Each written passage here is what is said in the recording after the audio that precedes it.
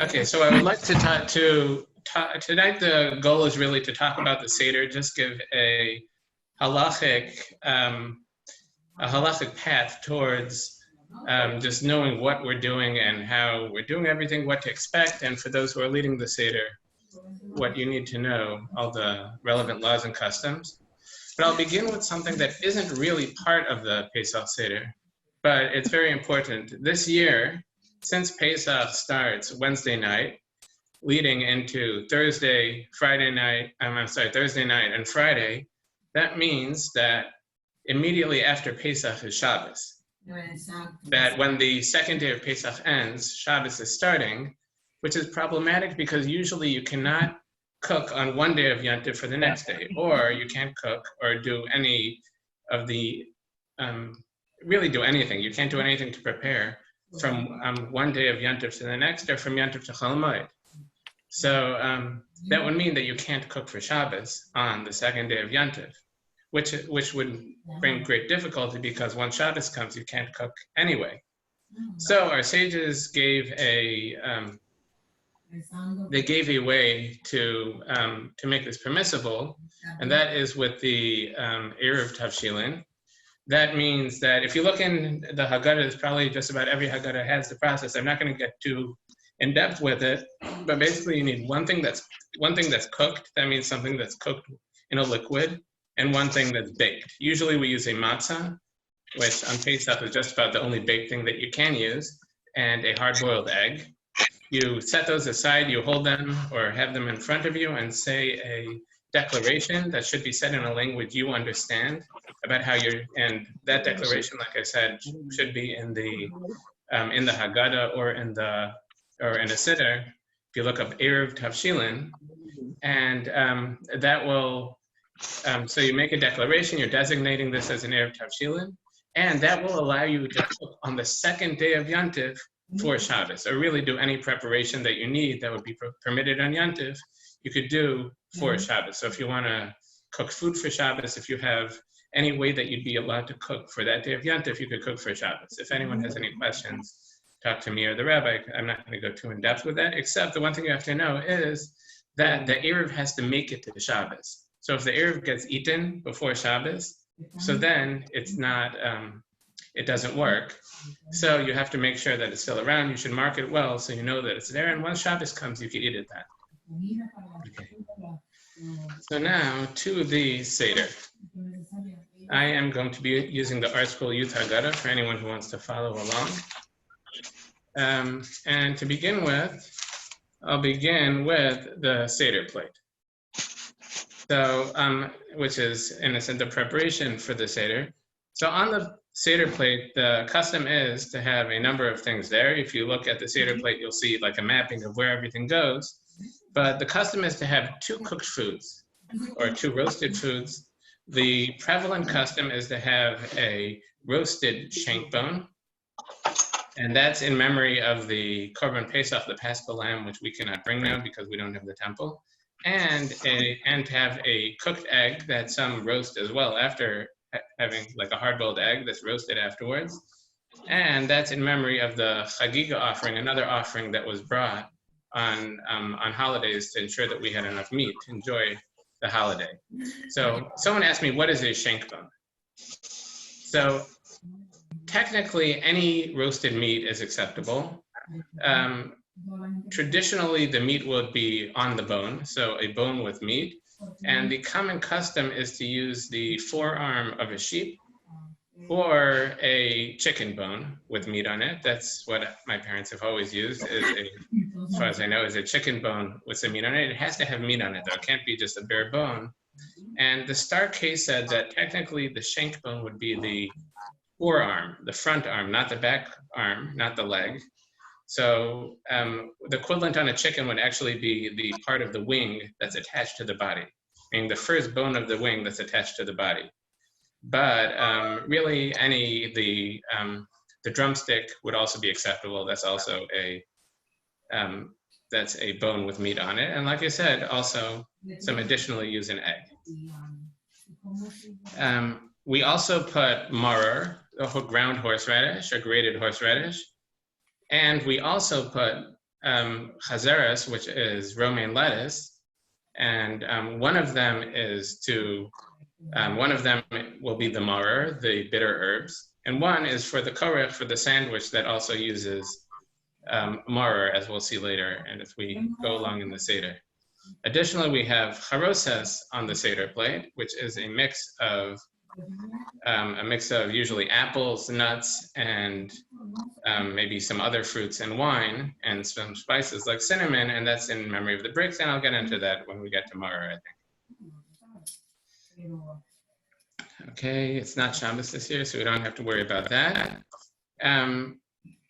We also have the salt water for karpas that we're going to dip the karpas into, and it's best if it's done before Yantif, if you prepare that before Yantif, but if you don't, it's okay too. You could prepare it on Yantif, just don't prepare a large amount. So there is a custom also for men to wear a kittel. Married men especially would wear a kittel. That's the white garment that many men wear on Yom Kippur as well.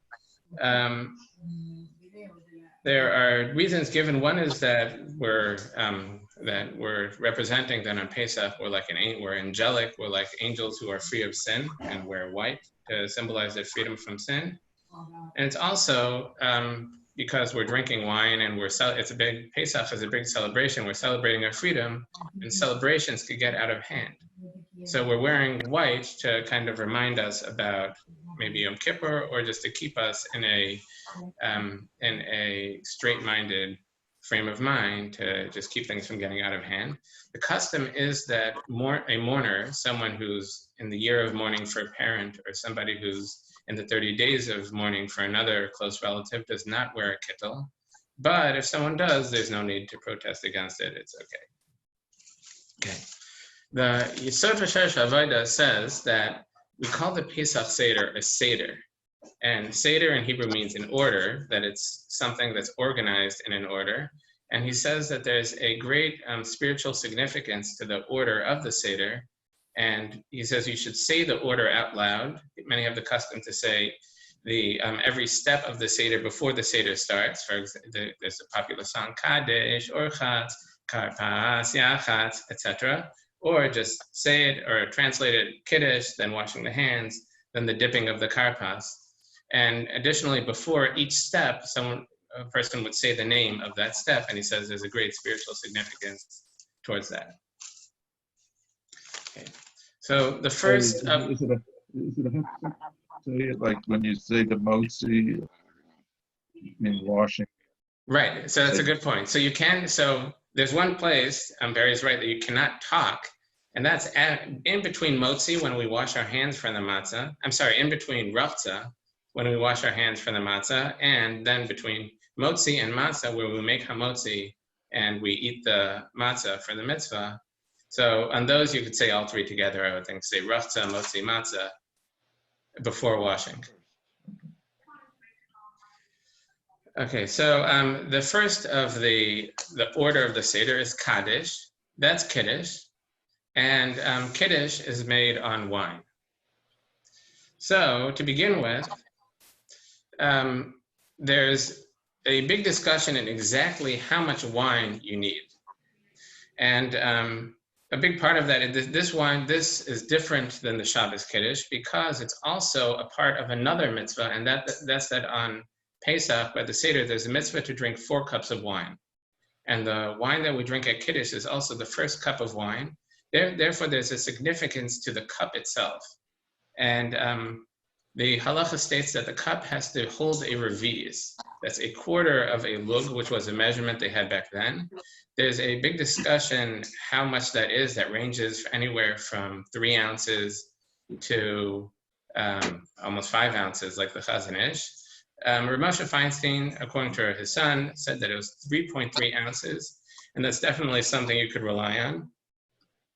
So the cup should be at least 3.3 ounces big. And since the mitzvah is to drink the cup should be full. So it's very advised. And additionally, I'll move on. So the cup has to hold 3.3 ounces. when you drink the cup, it's best to drink the whole thing. If you can't drink the whole thing, you should at least drink most of the cup. If that's very difficult for a person, they should talk to the rabbi, because there are leniencies there. And the minimum, I think, is drinking 1 ounce from the, you still need that 3.3 ounce cup. But if it's very difficult, you could drink just 1 ounce, which would be a cheekful of an average person. And Rabbi Feinstein said that that would be enough to fulfill the mitzvah in a case of necessity. But the best would be to drink the whole cup, and if not the whole cup, to drink most of the cup. Therefore, we should try to limit the size of the cup if we can. So I know that that a lot of these wine goblets come in 7 ounces or 10 ounces, and such a cup would be very difficult to drink all of it, and even to drink most of it, we would be in an inebriated state and maybe falling asleep for the Seder. So, and even like the average Kiddush cup I've measured is 5 to 5.5 ounces. So maybe we should try to find smaller cups for the Seder, as long as they're respectable. And that way we could either drink the whole cup or drink most of the cup without any issues. Okay. The next question I want to deal with is what do we drink? So the Kiddush, and this is Kiddush, and it's one of the cups of wine. So it should be wine.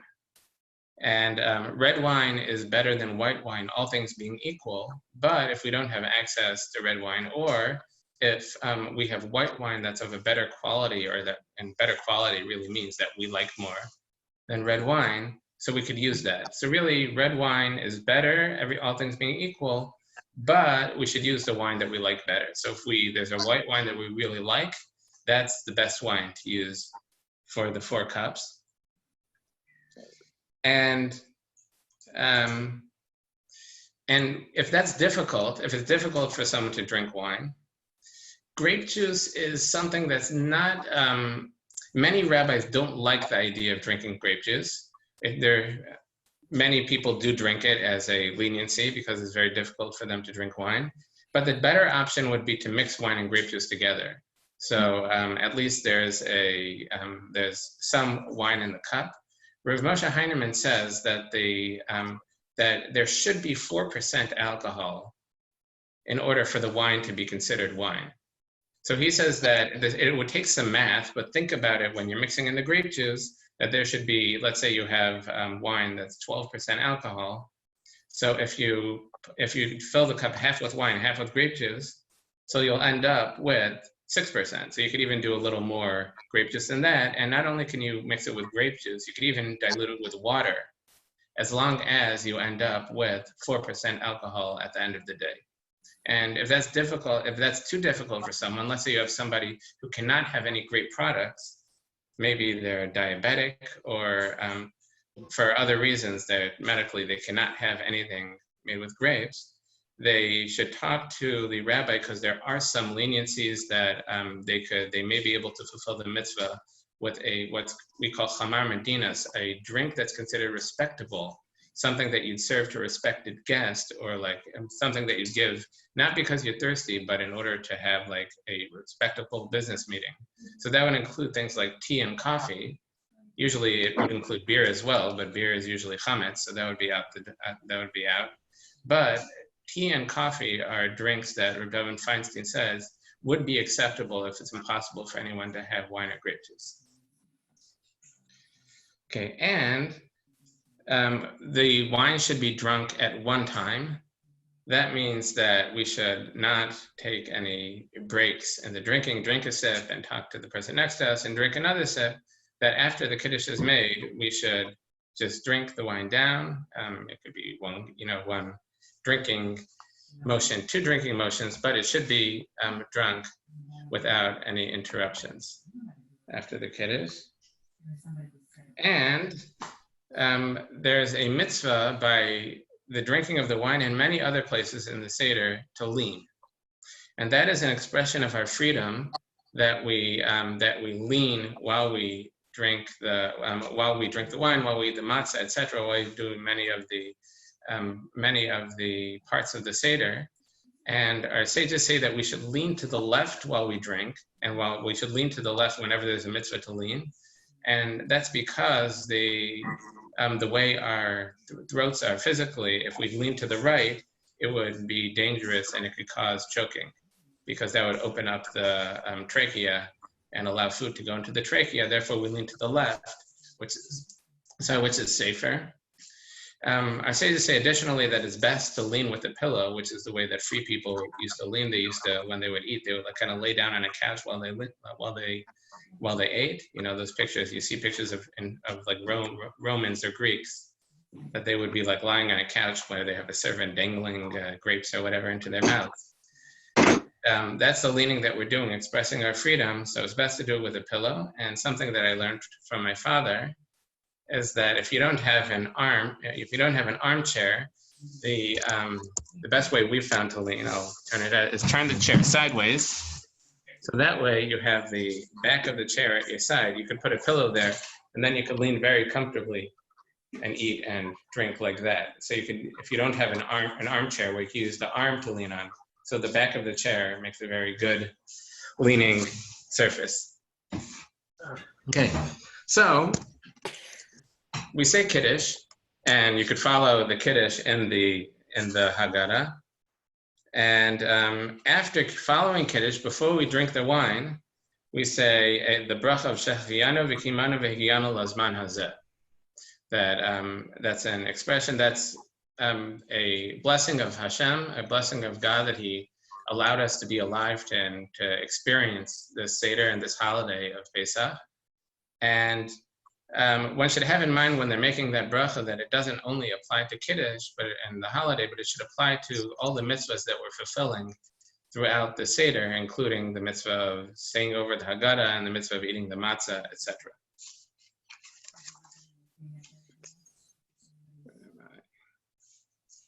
Okay, so, and additionally, I think this is Rav, in the Haggadah Brura, he says that that there's a discussion if one is allowed to drink in between the first cup and the second cup of wine. So, and there's a long break between the two, because you make Kiddush, then you have the washing, the karpas, the yachas, then you have Magid, which could take a length of time, where you say over all the stories in the Haggadah, until finally you have another cup of wine after that. So there's a discussion if you're allowed to drink in between the first and second cup. So he says that we should not drink anything that's alcoholic. We shouldn't drink more wine in between. But if you have in mind to exempt any other drink that you'll drink when you hear the bracha of Hagafen, then you could drink anything like water, coffee, or tea in between the two cups. So he says it's worth it just to have that in mind when you're making Hagafen, is that bracha on the wine should exempt you from making a bracha on any other drink that you have in between. And then, like I said, you could drink water, coffee, or tea before the second cup. So after Kiddush comes Orchatz. We wash our hands. We do not make a bracha on this hand washing. It's not for bread, it's for vegetables. And our sages say the reason for this hand washing is that there's a special halacha, there's a special rule when it comes to ritual purity, that when a vegetable would be wet, it would get a special level of impurity. Something that's not really relevant nowadays, because we don't keep this ritual impurity isn't really relevant except when the temple is around. And anyway, everyone's ritually impure. So usually we would not do this. But at the Seder, we do it. Some say the reason why we do it in the Seder is because in order for the children would ask questions. And they'll see us washing our hands and be inspired to ask questions. And once they're asking questions, they'll ask relevant questions about the redemption from Egypt. Then Tziv says that there are many things we do at the Seder that aren't really for nowadays, but it's in memory or to remind us of what did happen when we had the temple and when we were actually sitting and eating the Korban Pesach, the Paschal Lamb, and having a proper Pesach Seder the way it should be. And this is one of the details that we would be doing in that case. So we do this, we wash our hands before eating vegetables that are wet because they're dipped in salt water, in memory of that washing that we would do in order to ensure that we don't become tame, don't make it impure. Okay, so next comes karpas. Okay, so next comes karpas, the dipping of the vegetables. So we use a vegetable. Reb David Feinstein seems to be very strongly attached to the idea that the vegetable that we use for karpas, that we dip in the salt water, should be something green and should be something uncooked. But there's a very common custom that people use cooked potato for karpas. They dip the cooked potato in the salt water. He says, Reb David Feinstein said that developed because in Russia, they didn't have any other vegetables during the Pesach season. That fresh greens were not in season yet, so all they had were potatoes. But he's very strongly in favor of something green. Some say celery is what actually karpas actually means, celery. But many use potatoes. I'm not telling anyone to change their custom. But so you take this vegetable, whatever that vegetable is, you have salt water in front of you. There's the Rama says that you dip it in salt water. You dip the vegetable in salt water. Then you make a bracha, the bracha hadama, the bracha that you'd make on the vegetable, and then you eat it. And you should not eat a kazais. You should eat less than the size of an olive, or else it brings up questions of making an after bracha. And also you should have intention when you make the bracha, the hadama, on this vegetable, you should have intention that bracha should also be going on the maror, on the bitter herbs that we'll have later in the Seder, and that also will be exempt with this bracha, and we don't need to make a new one on the maror. Okay, so I mentioned by Kiddush that we lean to the left when we drink the wine. I forgot to mention there that the custom is that women do not need to lean. So it's only men who need to lean to the left. Men have to lean to the left. If they don't, they may have to do it again. Women do not need to lean. If they want to lean, they can, but they're not obligated. The custom is that women do not lean. So by karpas, though, it's questionable if you lean or you don't. So some do lean because they hold that the dipping of the karpas into the salt water is symbolic of our freedom on Pesach, that it's free people, it's wealthy people who are dipping their vegetables, poor people are just eating them as is. Therefore, they would lean when they do it to symbolize the freedom that this is expressing. Others say that the dipping in the salt water symbolizes the tears of the Jewish people during when they were embittered through the work in Egypt, and therefore we do not lean. So Reb David Feinstein says the dominant custom is not to lean, but once again, people should follow their custom, and if they don't have one, either way works. Okay.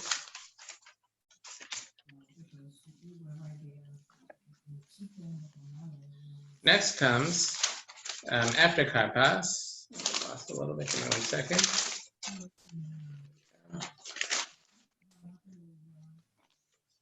Next comes yachatz, which is splitting the matzah. So we take the middle matzah. So as part of the Seder plate, I forgot to mention this, you should have 3 matzahs, 3 whole matzahs. That means completely intact matzahs on the table. And you take the middle one and break it in half. You wrap up the bigger half, the bigger piece that you split. That one we'll save for the afikomen and we'll eat at the end of the meal. And the smaller one you keep for, we're going to use that for the matzah. We're going to use that for the matzah when we eat matzah to fulfill the mitzvah of matzah. So about this splitting, so there's a question why we split it. Well, I think the predominant explanation is that the matzah is called in the Torah lechem oni, which means, simple meaning means the bread of our suffering and the bread of poverty. And poor people, when they have bread, they don't eat it all at once because they never know where their next meal is coming from. So they'll always save something from their meal just in case they don't have something to eat later. So to symbolize that, we break our bread in 2 and save some for later, so it resembles bread of poverty. Others say that, and the reason why it's done specifically here is because we're about to go into Magid, we're about to go into sing over the story of our leaving of Egypt. And another reason why it's called lechem oni, our sages say, is that could be read as bread that you pronounce on it. That is bread that you can pronounce on it many things. You say many things on it, referring to that you say the Haggadah while you say the Haggadah over this bread. So therefore, while we're saying Magid, while we're saying the Haggadah, we want it to be broken. We want it to be this lechem oni, this bread of poverty. So while we're answering, while we're pronouncing on it many things, has that status of lechem oni, this bread of poverty. So the custom is that we take this. I mentioned we take the smaller half, the smaller piece, and save it for the mitzvah of matzah. The bigger piece, we wrap it up, and the custom is either the children steal it, or the children steal it, and later the father searches for it for eating for the afikomen, or some have the custom that the father hides it and the kids look for it for the afikomen. And this is to teach kids the importance of the matzah, how precious it is that we hide it away and go searching for it. And many times when they have it, they could bargain for treats and for gifts, and that again shows them the importance and the preciousness of the mitzvah, and it keeps them awake, which is also something that's really important, is to keep kids awake for the Haggadah. Okay, so then next comes the Magid, the mitzvah of the Haggadah. So Magid begins with halach ma'anya. This is the plain poor bread. And I'll just read this in the Hebrew and English. I won't do this with the whole Haggadah, don't worry. It says, halach ma'anya di'achlu avasana ba'ara de Mitzrayim. This is the plain poor bread that our parents ate in the land of Egypt. Kol dechven yeseh v'yechel, whoever needs a place to stay, come and make Pesach. Come and eat. Kol detzrich yeseh v'yisach, whoever needs a place, come and make Pesach with us. Hashat ha'cha, now we're here. Lashana haba ba'ad Yisrael. The next year, may we be in Eretz Yisrael. Hashat ha'avdi, now we're slaves. Lashana haba b'nei chur, and next year we should be free men. You'll notice that the sounds are different, and it's because this is written in Aramaic, whereas the rest of the Haggadah is in Hebrew. This is in Aramaic, and the commentaries say this is because it was composed in Bavel and Babylon when we were in exile there, and it's something that would be impossible to say while we still had the Beis HaMikdash, while we were on our land with the temple and bringing the Paschal Lamb, because when the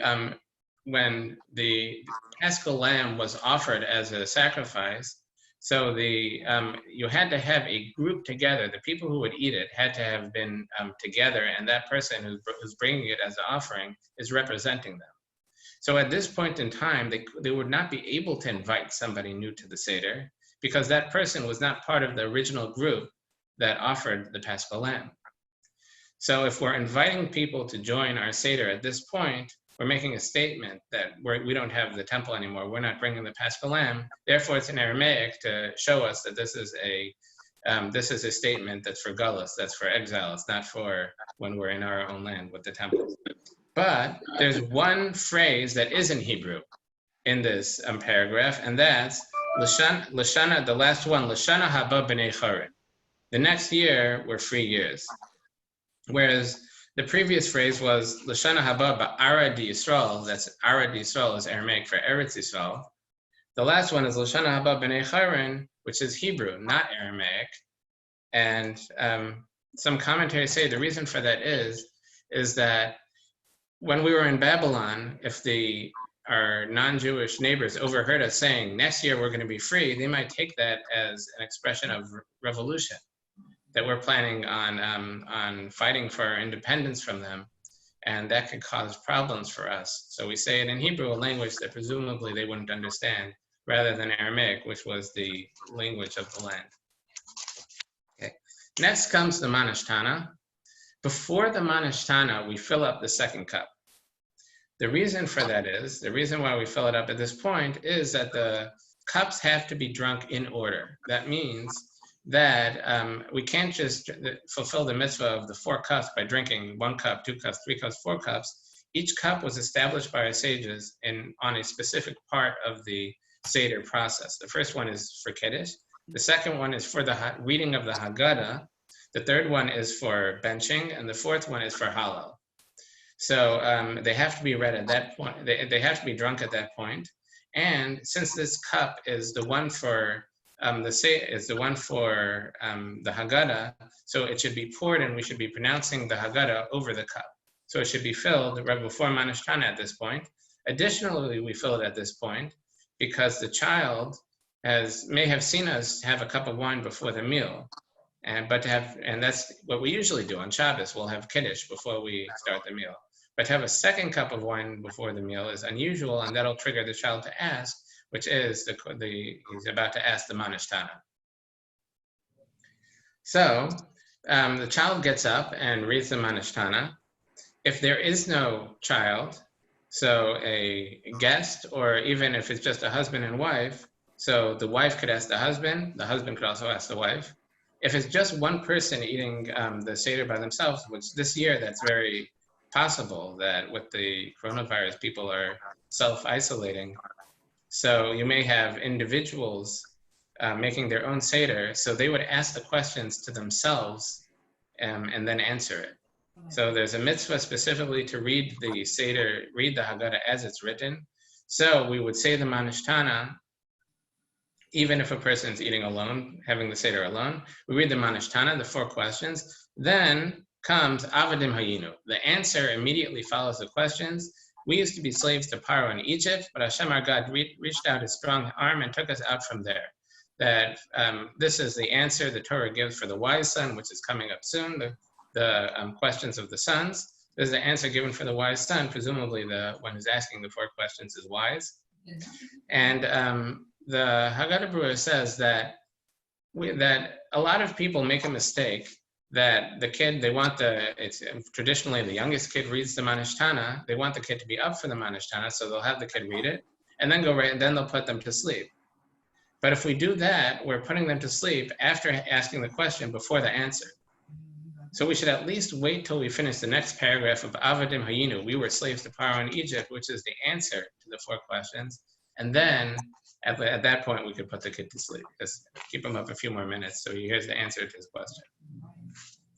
Following that, there's a few paragraphs that discuss the great rabbis, how they, even though they very obviously knew the Haggadah, they've experienced it many times, and they were experts in the entire Torah, yet still they sat and debated and discussed the leaving of Egypt for the entire night until the morning, and which tells us that there's nobody who could feel that they're exempt, that they know enough that they don't need to go through the Seder.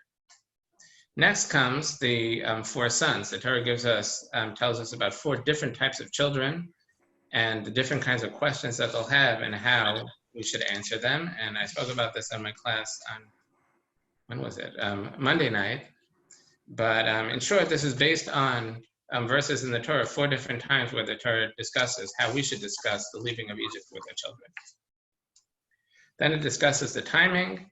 I'll skip a little bit to Vihisha Amda, that at this point, we raise up our cups and say, Vihisha Amda la v'seinu v'lanu shloyacha belvad amar aleinu l'cha l'seinu. It's that promise to Avram that protected our fathers and us, because more than one nation had tried to destroy us, etc. As a rule, whenever during the Haggadah we raise up our cup of wine, we cover the matzahs. So we do that, at this point we do that, we raise up our cup, cover the matzahs, say the following, we put down our cup, then uncover the matzahs. Then we have a quote from Parshas Ki Savo, which is the section of the Torah that discusses the mitzvah of Bikurim, the first fruits that were brought to the land of Israel as a thanksgiving to Hashem and for the bounty that he granted us, that in Israel they would, when we had the temple, they would bring the first fruits to the Beis Hamikdash, to the temple, and they would make a pronouncement of thanksgiving to Hashem, starting from the beginning, starting from how an Aramean tried to destroy our fathers. Our forefather, we went out to Egypt and became a great nation there where we suffered, and then our sages expound on every detail of that. After that, we talk about the 10 plagues. The custom is that we say that when we say each of the 10 plagues, we say dam, blood, tzvadei of frogs, we let a drop of wine out of our cup to symbolize that it hurts us a little bit, that the Egyptians suffered. But if that's, we're going to drink from this cup. The custom is to dip a finger in and drop some wine out that way. If someone's uncomfortable with that, if it would gross them out to be doing that and then later drinking from that cup after sticking their hand in, they could pour a drop out instead of sticking their hand in. After that, we refill the cup, not with the wine that we spilled out. We refill the cup with new wine, so it's full. Just top it off. Then we have a discussion. Our sages expound on the makas, the plagues that we had in Egypt, and the plagues that we had, and the suffering that the Egyptians went through at the sea. And we discuss how many makas, how much suffering really they went through at the sea. After that, we have the song Dayenu, very well-known song that we say. Hey, Sophie, I'm on the phone. How long? I'm sorry? I'm in the class. Sorry about that. I'm talking to my daughter. Sorry. Oh, no problem. Okay, so then we have the song Dayenu, which we recognize the great gifts that Hashem did for us. That even any one of these, or two of these, or three of the great things that Hashem did for us would have been incredible. We would have so much to thank Him for, but Hashem did all these things for us. Then, move on, we have the most important part of the Magid, which is, Rabbi Gamliel said, whoever does not say these three things doesn't fulfill his obligation. And we read the reasons for the Pesach, the Paschal Lamb, the matzah, eating the matzah, and eating the mar, eating the bitter herbs. These should be, really the whole Haggadah should be said in a way that people could understand it. And then that means that it should at least either be read or be read and translated into a language that the people at the Seder could understand. But especially this part, everyone should be there, even if some people leave the table to prepare the food, make sure the meal's ready. But this part, everybody should be there for, and it should be read in a language they understand. Then we say praises for Hashem. We say Lefikach anachnu chayavim l'hardos l'halal, which is that because of these miracles and favors that we have been telling about, it is our duty to give every kind of praise and blessing to the one who did all these miracles, which is an introduction to halal. And then we say the first two paragraphs of halal. The reason why we say these now is because these are about the leaving of Egypt. And whereas the rest of halal is thanksgiving to Hashem for the future redemption, these are the thanksgiving for Hashem for our past redemption from Egypt. Therefore, we read them after the Haggadah. Then we make a blessing on the Magid. We recognize that we don't have the Beis HaMikdash. We're not really fulfilling the Seder in the way it should be because we're missing the Paschal Lamb. And we make a bracha. Then we make Hagafen, and we make the blessing over the second cup. And we should drink the second cup of wine in the same way we drank the first cup. We should be leaning to the left and drink down the entire cup if we can, most of the cup if we can't. And once again, like I said, if either of those would be difficult for a person, they should talk to the rabbi because there are some leniencies. Okay, so that is the end of Magid. Then comes, where I'm missing a little bit here. A second.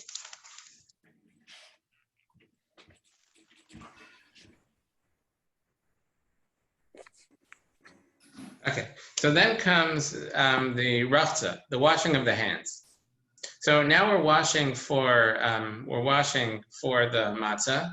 So whereas before by karpas, when we wash the hands, we did not make a bracha al netilas yadayim. Here we do. So you wash the hands, make a bracha al netilas yadayim.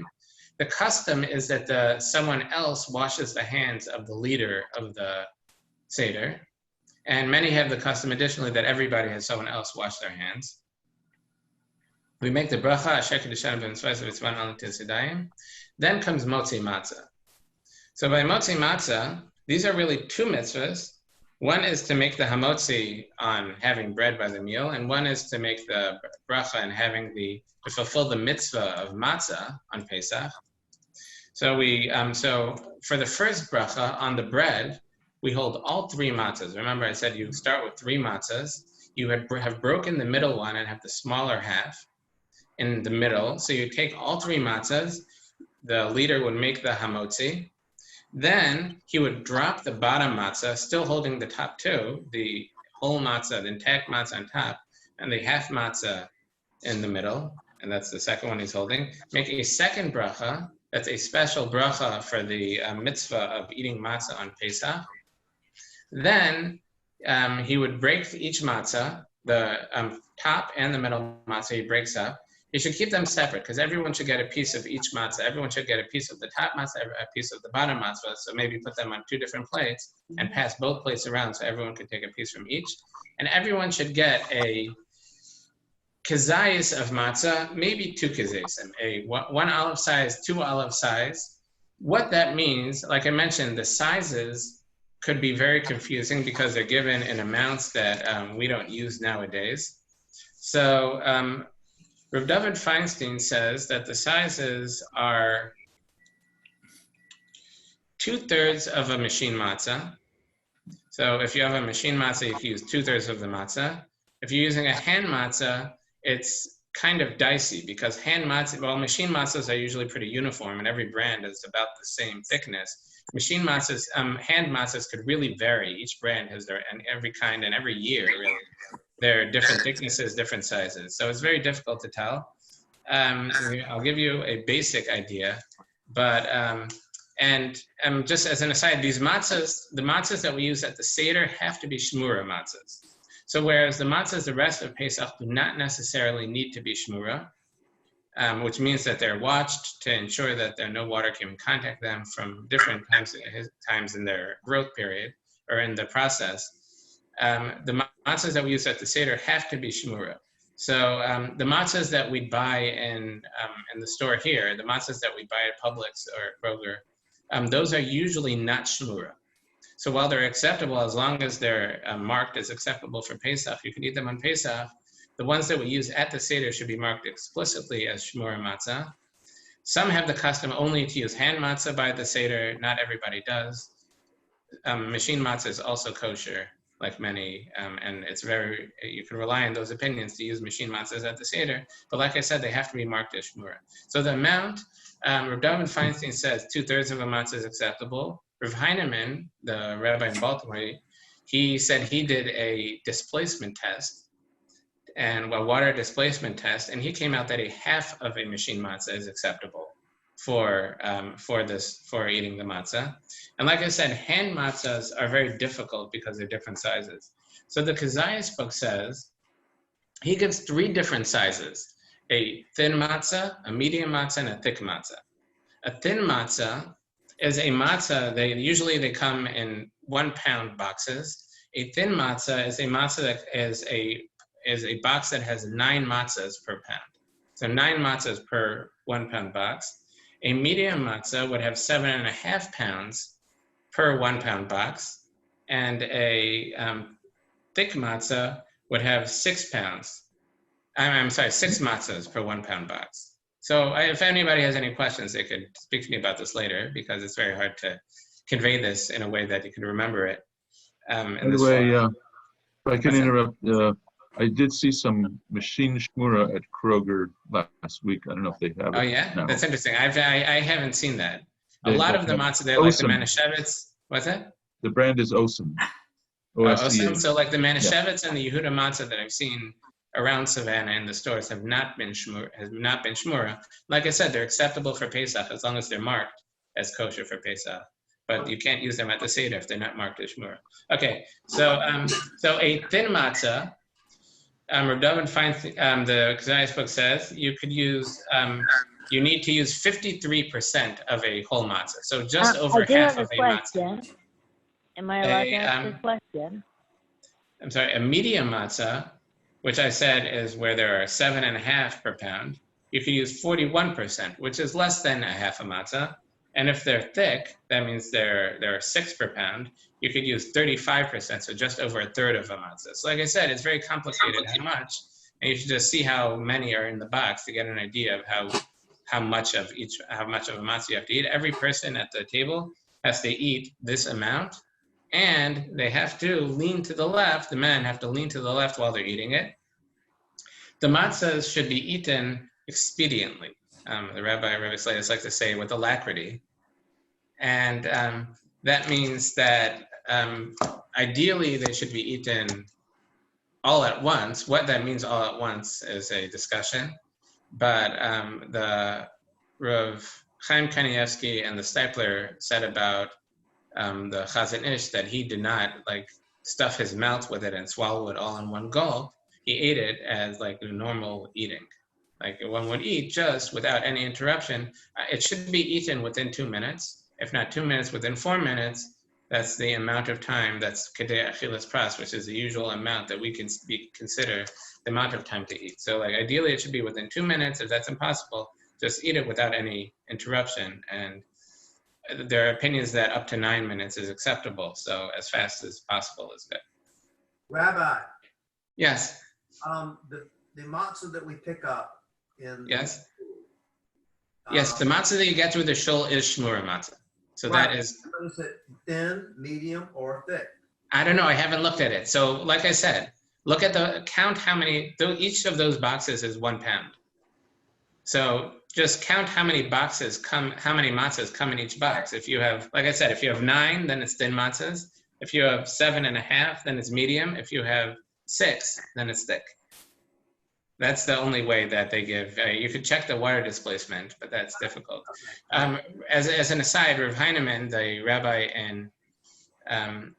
in Baltimore, he's very technologically inclined, and he did like a 3D scan of a certain type of matzah, the papatzela matzah, which is very popular one. It's very thin matzah. He said they had 10 to a pound, and he came out that it's just under a half. Okay, so now moving on. So that's the matzah. Next comes the maror, the bitter herbs. So here we take a bitter herb. So traditionally we would take romaine lettuce or grated horseradish. The horseradish cannot be cooked. It could be grated. Rav Moshe Feinstein says you could leave it uncovered as long as it has some level of sharpness left him, it's okay. The romaine lettuce does not even have to be sharp. It's just if you leave it, it gets sharper, it gets more bitter as it grows, as it stays in the ground. So that's why it's considered bitter. We need to have a kizayis of this, the olive size portion of this, which is, it would fill up a 1 ounce shot glass without any airspace if you stuff it in. So that's a little easier to measure with the grated horseradish, that you just stuff it into a 1 ounce shot glass and what it fills is okay. A piece of romaine lettuce, the Star Case says that's the size of a big leaf of romaine lettuce, which once again is not very specific. The OU though, for those who have the OU book, the OU Passover guide, they have a page in there that has a kind of a guide that has an area that says if the maror covers this area, it's an 8-inch by 10-inch area, then it's okay. That's if you're using the leaves. If you're just using romaine stalks, it's enough to fill a 3-inch by 5-inch area. Since the stalks are thicker, you need less of it in order to fulfill the mitzvah. So, like I mentioned, we already made the bracha on the maror when we ate the karpas. So we don't need to make the bracha hadama anymore. We made that bracha already. We do make a special bracha on the maror. So we make this bracha al achilas maror, that God commanded us to eat the maror. We dip it into the charosas, and the Mishnah Berurah says, and the halacha says that we shake it off. Reb David Feinstein says that he hasn't seen anyone do this. He hasn't seen anyone actually shake it off, and he says that it's possible that it only necessitates shaking off if you actually like completely immerse it in the charosas, but if you're just dipping it in, it does not necessarily need to be shaken off. And we eat the maror without leaning. The maror is symbolizing the suffering, the bitterness that we experienced in Egypt, so we do not lean for the maror. And we eat that, once again, eat it within a reasonable amount of time, 2 minutes, 4 minutes, whatever it is. Next, we do korech, a sandwich. So here, we put the maror and the same amount of maror that we used for the maror, we use for the korech, the sandwich. The matzah, you could use half the amount of matzah. And for this, we use the bottom matzah. So everyone gets a piece of the bottom matzah. If there are enough people that doesn't suffice, you could add matzah to that, but everyone should have a piece of the bottom matzah. and it should be half the amount of matzah that you'd use for the matzah that we ate. So like I said, if you're using machine matzah, so there you needed half a matzah according to Rabbi Moshe Heinemann, so you could use a quarter of a matzah for the korech, etc. Use half the amount. And you make a sandwich out of that, out of the matzah, the maror, you dip it in charosas, and you say a pronouncement about how this is in memory of the Beis HaMikdash, as Hillel did, is that he held that you would eat the matzah and maror and the paschal lamb together. Okay, so after korech comes Shulchan Aruch, what everyone's been waiting for, the main course, the meal. So we eat the meal. The one important point about the meal is that our custom is not to eat any roasted meat at the meal, because that could be mistaken for the paschal lamb. That can include, the roasted meat would include chicken as well. Our custom is even bird meat. It would be prohibited if it's roasted. Roasted means that it's cooked without any liquid. But it also includes if it's cooked in its own liquid. So a pot roast without any added liquid is just cooking in its own juices would also be, our custom is not to eat it. So what we do is, you'd add some liquid. The Star Case says from Rabbi Moshe Heinemann that if there's a quarter inch of liquid, that's enough. And if it's roasted first and then cooked in liquid, that's okay. So you could brown the meat over high heat. You could roast it and brown it and then cook it in liquid, and that would also be sufficient. That would not be a problem. After Shulchan Aruch comes Tzafon. After the meal comes the afikomen. We should make sure that when we don't eat so much in the meal that we can't process the food anymore, that we're repulsed by food. If we're so stuffed after the meal that we're repulsed by the idea of eating anything more, we do not even fulfill the mitzvah of the afikomen. So we should leave some space during the meal that we're not uncomfortable eating the afikomen. So the afikomen would be the same size as the matzah we eat by motzi matzah, which, like I said, would depend on would be either half or 2/3 of a machine matzah, and if you're using hand matzah, it would depend on the size of the matzah, depend on how many come in the box. Okay, so by the tzafon, that's the afikomen, we lean to the left and we eat it, and once we eat the afikomen, we cannot eat anything more. And I'm rushing. I have to finish in like 5 minutes, so I'm going to just wrap this up. After that comes baruch, comes benching. We say shir malos, and if there's a mezumen, we make the mezumen. If you have 3 men eating together, you give the invitation for everybody to join. The Mishnah Berurah says that you should rinse off the cups inside and out before benching. Before we fill up the cup, we fill up the cup of wine before benching, and the cup should be rinsed inside and out. Reb David Feinstein says that it's possible that if you have a mezumen, if you have 3 males and one of them's leading the benching, then you only need to rinse out the leader's cup. But if you don't, if you're not having a mezumen, you're not having one person leading and inviting everyone else to join, then everyone's cup should be rinsed out. Okay, then we bench, finish benching, we drink the 3rd cup. Then we say a paragraph, shefach hamascha, or traditionally, actually, we fill up a cup of wine called the kos shel Elio, a cup of Elio, leave it in the middle of the table. And we open the door and say a paragraph, shefach hamascha, about how we're asking Hashem to to avenge the suffering that our enemies inflicted on us. Pour out your wrath on your enemies. And this is kind of an introduction to the Hallel that we're going to complete, which is about Hashem bringing the Mashiach, which is preceded by Hashem avenging himself against his enemies. We open the door when we say this to symbolize that this is a Leil Shimurim. It's a night of watching where we have special protection from Hashem. We're not afraid of anything else. I have not seen a good source that Eliyahu Hanavi actually comes every Seder night. The reason that the halacha gives why we fill up the cup of wine is because that there's a tradition that in Nisan we were redeemed from Egypt. The month of Nisan we were redeemed from Egypt. It's a time of redemption, and that's why we'll be redeemed from this exile as well. I've not seen a good source that Eliyahu comes to every meal. Okay, after that we have the 4th cup has been filled, and we say Hallel holding that 4th cup of wine. And when we say Hallel, if there are 3 people at the meal, they don't have to be 3 men. They don't have to. You could have even 3 women, 1 man, 2 women. If you have 3 people, even a child maybe is good enough. You could have a leader who leads, and you lead the same way you lead in shul. So like one person would say Hodu Lashem Ki Tov Ki Lam Chasdo, and the others would repeat after him the same way that we do in shul, with the leader leading and the others following. And by Ana Hashem Ashina as well, this everyone says a kid would qualify, that you could say, the leader would say Ana Hashem Ashina, and then the others repeat after him. We finish benching there, and we finish Hallel and make a bracha, drink down the wine. Then we say an after bracha, and we make a hagafen.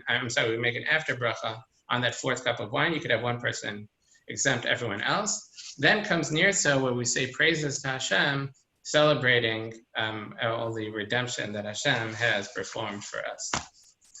And after the Gemara says that the last thing that we eat, we can't eat anything after the afikomen. Obviously, we're drinking 2 cups of wine afterwards, but we should not eat anything, and we should not drink anything other than those 4 cups, except our sages say, or the halacha says, that something without a strong taste we could drink. So like after the Seder, you could drink water, seltzer, something along those lines. Some say that tea also would be acceptable. Others say that tea is a problem for a side reason. There's a reason why tea is a problem, but definitely water, seltzer you could drink after the Seder. Just don't drink anything with a strong taste, in order that you could go to sleep. The last thing you taste is a taste of the mitzvah of the afikomen. Okay, shkayach. Everybody have a great Pesach. Thank you, Rabbi. Thank you, Rabbi. Okay, shkayach, thank you. Okay, everybody have a great Pesach. Very nice. Thank you. Okay, I gotta end this and give it to the rabbi. Thank you, Rabbi. You're welcome. Thank you, Rabbi. You're welcome. Okay, everybody have a great Pesach.